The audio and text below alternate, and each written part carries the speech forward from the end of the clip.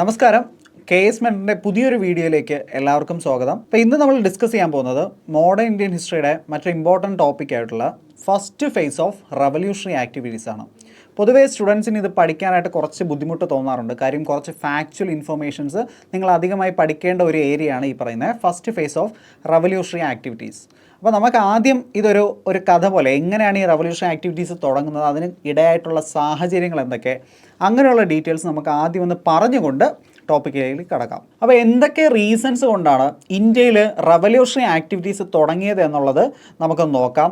അതിൻ്റെ ഏറ്റവും പ്രധാനപ്പെട്ട കാരണമെന്ന് പറയുന്നത് പെട്ടെന്നുള്ള സ്വദേശി മൂവ്മെൻറ്റിൻ്റെ ഒരു തകർച്ചയാണ്. ഓക്കെ, മൂവ്മെൻറ്റ് പ്രോപ്പറായിട്ട് മുന്നോട്ടേക്ക് കൊണ്ടുപോകാൻ സാധിക്കാത്ത ഒരവസ്ഥ വരികയാണ്. അതിനൊരു പ്രോപ്പർ ലീഡർഷിപ്പ് ഇല്ലാത്ത ഒരവസ്ഥ നമുക്ക് കാണാൻ സാധിക്കും. കാര്യം പ്രധാനപ്പെട്ട എക്സ്ട്രീമിസ്റ്റ് ലീഡേഴ്സൊക്കെ കുറച്ച് പേര് എന്ത് ചെയ്യുന്നു, അറസ്റ്റ് ചെയ്യപ്പെടുന്നുണ്ട്, കുറച്ച് പേര് നാട് കടത്തുന്നുണ്ട്. അങ്ങനെ ഒരു പ്രോപ്പർ ലീഡർഷിപ്പ് ഇല്ലാത്ത ഒരവസ്ഥ. അപ്പോൾ പ്രത്യേകിച്ച് യുവാക്കൾക്ക് ഈ പറയുന്ന അവരുടെ ഒരു ഡിസൻറ്റ് പ്രകടിപ്പിക്കാനുള്ള ഒരു പ്ലാറ്റ്ഫോം ഒന്നും അന്ന് നിലവിലില്ലായിരുന്നു. ഈ ഒരു സാഹചര്യത്തിലാണ് മറ്റെന്തൊക്കെ മാർഗങ്ങളിലൂടെ അവരുടെ ഈ ഒരു പ്രതിഷേധം അറിയിക്കാമെന്നുള്ളൊരു ചിന്ത വരികയും അവിടെ നിന്നാണ് റവല്യൂഷണറി ആക്ടിവിറ്റീസ് തുടങ്ങാനും കാരണം. അപ്പോൾ അതിൻ്റെ ഏറ്റവും പ്രധാനപ്പെട്ട അല്ലെങ്കിൽ അപ്പോൾ ഇങ്ങനെ ഒരു റവല്യൂഷണറി ആക്ടിവിറ്റീസ് തുടങ്ങുന്നതിന് അവരെ പ്രേരിപ്പിച്ചത് റഷ്യയിലെ നിഹിലിസ്റ്റുകളും അതുപോലെ ഐറിഷ് റവല്യൂഷണറീസൊക്കെ അവരെ ഒരുപാട് ഇൻഫ്ലുവൻസ് ചെയ്തിട്ടുണ്ട്. അപ്പോൾ ഒന്നാം ഘട്ടത്തിലെ റവല്യൂഷണറി ആക്ടിവിറ്റീസ് പ്രധാനമായും ഇന്ത്യയിൽ 3 സ്ഥലങ്ങളിലാണ് നമുക്ക് കാണാൻ സാധിക്കുക. ഒന്നെന്ന് പറയുന്നത് ബംഗാളിൽ, 2 ബോംബെ, 3 പഞ്ചാബ്. പ്രധാനമായും ഈ 3 ഏരിയയിലുമാണ് റവല്യൂഷണറി ആക്ടിവിറ്റീസ് വളരെയധികം നമുക്ക് കാണാൻ സാധിക്കുക. അത് മാത്രമല്ല, ഇന്ത്യക്ക് പുറത്ത് എബ്രോഡ് പല വിദേശ രാജ്യങ്ങളിലും റവല്യൂഷണറി ആക്ടിവിറ്റീസ് നടന്നതായിട്ട് നമുക്ക് കാണാൻ സാധിക്കും. അപ്പോൾ ഇന്ന് നമ്മൾ ഡിസ്കസ് ചെയ്യാൻ പോകുന്നത് ബംഗാളിലെ റവല്യൂഷണറി ആക്ടിവിറ്റീസ്, അതിൻ്റെ പ്രധാന നേതാക്കന്മാർ അവരെന്തൊക്കെ ആക്ടിവിറ്റീസാണ് ചെയ്തിട്ടുള്ളത്. എക്സാം പോയിന്റ് ഓഫ് വ്യൂ നമുക്ക് ഇതാണ് ഏറ്റവും ഇമ്പോർട്ടൻറ്റ്. ഇന്ന് നമ്മൾ ഡിസ്കസ് ചെയ്യാൻ പോകുന്നത് ഈ ഒരു ഏരിയയാണ്. ഇപ്പോൾ ബംഗാളിലെ ഏറ്റവും പ്രധാനപ്പെട്ട റവല്യൂഷണറി ഓർഗനൈസേഷനായിട്ട് നമുക്ക് പറയാൻ പറ്റുന്നതാണ് അനുശീലൻ സമിതി. അപ്പോൾ അനുശീലൻ സമിതി എന്ന് പറയുന്നത് തുടങ്ങുന്നത് പ്രമദനാഥ് മിത്ര അല്ലെങ്കിൽ പ്രമോദ മിത്ര എന്നൊക്കെ നമ്മൾ വിളിക്കുന്ന വ്യക്തിയാണ് ഇത് ആദ്യമായി സ്റ്റാർട്ട് ചെയ്യുന്നത്. അതും കൽക്കട്ടയിലാണ് സ്റ്റാർട്ട് ചെയ്യുന്നത്. അനുശീലൻ സമിതിയുടെ തന്നെ മറ്റൊരു ബ്രാഞ്ചാണ് ഡാക്കയിൽ സ്റ്റാർട്ട് ചെയ്യുന്നത്. അത് തുടങ്ങുന്നത് പുളിൻദാസ് എന്ന് പറയുന്ന വ്യക്തിയാണ്. അപ്പോൾ ഈ റവല്യൂഷണറി ആക്ടിവിറ്റീസിന് വേണ്ട ഫണ്ട് കണ്ടെത്തുന്നത് വളരെ ഇമ്പോർട്ടൻ്റ് ആയിട്ടുള്ള ഒരു കാര്യമാണ്. അപ്പോൾ അതിന് വേണ്ടി അവർ സമീപിച്ച ഒരു മാർഗം എന്ന് പറയുന്നത് കൊള്ളയടിക്കുക എന്നുള്ളതാണ്. അന്നത്തെ ജന്മിമാരെയും ജമീന്ദാസിനെയൊക്കെ എന്ത് ചെയ്യുക, കൊള്ളയടിച്ചുകൊണ്ട് അതിൻ്റെ സമ്പത്ത് കണ്ടെത്തുക. ഇതിനെയൊക്കെ സ്വദേശി ഡക്കോയിറ്റി എന്നാണ് വിളിച്ചിരുന്നത്. അതായത് റവല്യൂഷണറി ആക്ടിവിറ്റീസിന് വേണ്ടി ഫണ്ട് കണ്ടെത്താനായിട്ട് അവർ ഉപയോഗിച്ചിരുന്ന മാർഗം എന്ന് പറയുന്നത് സ്വദേശി ഡക്കോയിറ്റിയാണ്. അപ്പോൾ പുളിൻദാസ് ഭാഗമായിട്ടുള്ള ഒരു ഡക്കോയിറ്റി നമ്മൾ മനസ്സിലാക്കേണ്ടതുണ്ട്. അതാണ് ബാര ഡക്കോയിറ്റി. ബാര എന്ന് പറഞ്ഞ പ്രദേശത്തെ പ്രധാനപ്പെട്ട ജന്മിമാരുടെയും അതുപോലെ തന്നെ ജമീന്ദാസിൻ്റെയൊക്കെ സ്വത്തുക്കൾ കൊള്ളയടിച്ചുകൊണ്ട് അതുവഴി എന്ത് ചെയ്യുക, റവല്യൂഷണറി ആക്ടിവിറ്റീസിന് വേണ്ട പണം കണ്ടെത്തുക എന്നൊരു മാർഗം പുളിൻദാസ് സ്വീകരിച്ചിട്ടുണ്ടായിരുന്നു.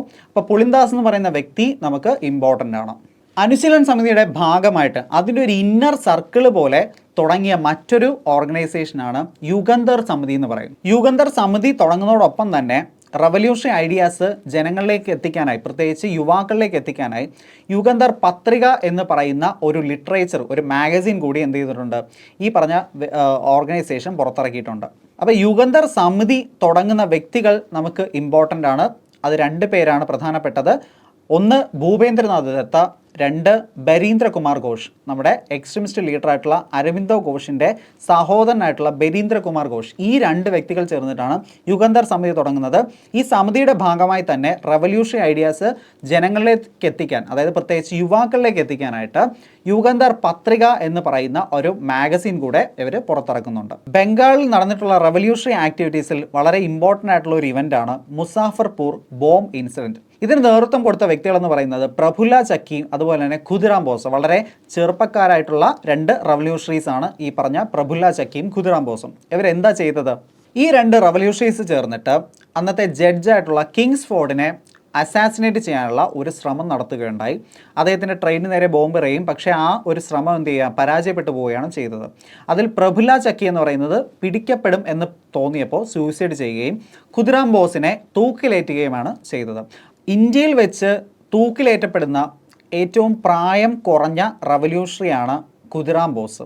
അപ്പോൾ ഖുദിറാം ബോസിന് അന്ന് തൂക്കിലേറ്റുമ്പോൾ ഏകദേശം 17 വയസ്സ് മാത്രമേ പ്രായമുണ്ടായിരുന്നുള്ളൂ. അപ്പോൾ ഖുദിറാം ബോസ് അന്നത്തെ യുവാക്കൾക്കിടയിൽ ഒരു ഹീറോയ് പരിവേഷമൊക്കെ കിട്ടിയിട്ടുള്ള ഒരു വ്യക്തിത്വമാണ്. അപ്പോൾ ഈ ഒരു ഇൻസിഡൻറ്റോടൊപ്പം തന്നെ നമ്മൾ ചേർത്ത് വായിക്കേണ്ട മറ്റൊരു കേസാണ് അലിപ്പൂർ കോൺസ്പിറസി കേസ്.